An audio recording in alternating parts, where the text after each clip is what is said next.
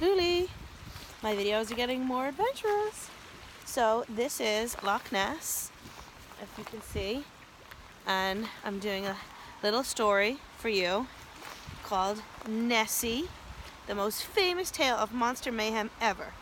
The Loch Ness Monster by Richard Brassey. And it's very cold, Luli. Richard Brassey, Orion Children's Books. Look at the monster. He's not scary, he's a friendly monster. Alright, ready? Burr. Long millions of years ago, the northernmost part of Scotland was not part of Scotland, but there came a time when it crossed the sea and crashed into the rest. The prehistoric sea monsters all rushed to escape, except, the story goes, for one named Nessie. She was always a dreamy sort of monster. Luckily, when the two parts collided, they left a large gap, and this is called Loch Ness, or Loch Nabisty, which is Gaelic for the lake of the monster. And this is Loch Ness, the lake. See?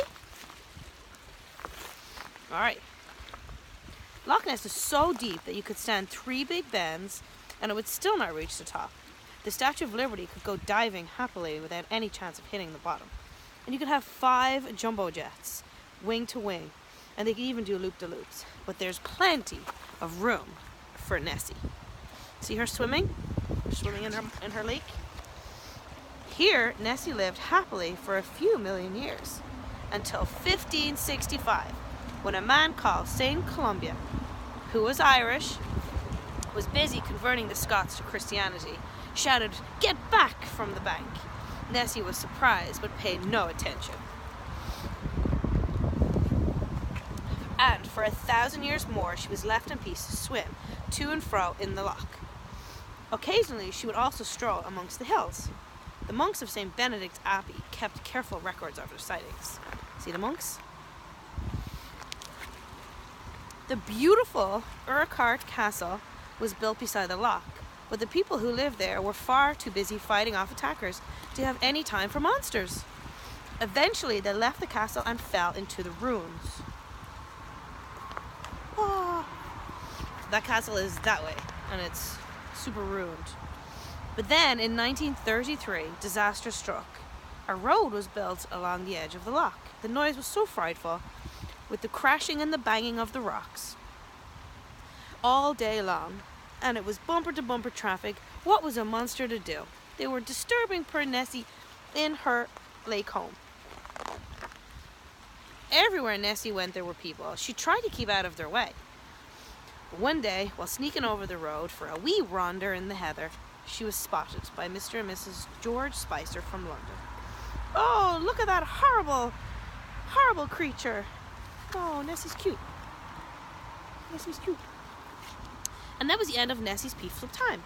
Newspapers all over the world were full of the story, and a famous circus ringmaster offered to pay £100,000 to anybody who could catch the monster. Oh, it's a lot of money. People poured into the Scottish Highlands. The new road beside the loch became even more crowded, and everyone claimed to have seen the monster. Some of them said it had a head like a sheep. Others described it as a shaggy mane.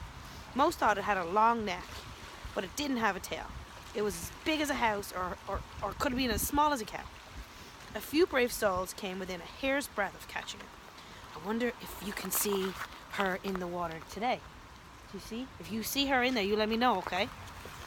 One of the newspapers sent a big game hunter to track Nessie. The hunter thought it would be more fun to make his own monster tracks with a stuffed hippo leg instead. Oh, silly guy. Everybody was fooled until the monster footprints were in the papers and they knew that he was a fake. Oh, Nessie. Everybody wanted to find out how Nessie came to be in Loch Ness and why she looked so different to each person who saw her. Some people said that she came and went through mysterious tunnels collecting Loch Ness to the sea. And there was other monsters too. Other people said that Nessie was simply the proud mother of a whole family of wee monsters. And the father, they did not know. Oh, one day 2 boys went out fishing and noticed 3 queer little creatures swimming behind their boat. They told the monks of St. Benedict's that they had seen baby monsters. Oh, The other one said that Nelly was a shrimp. Nessie.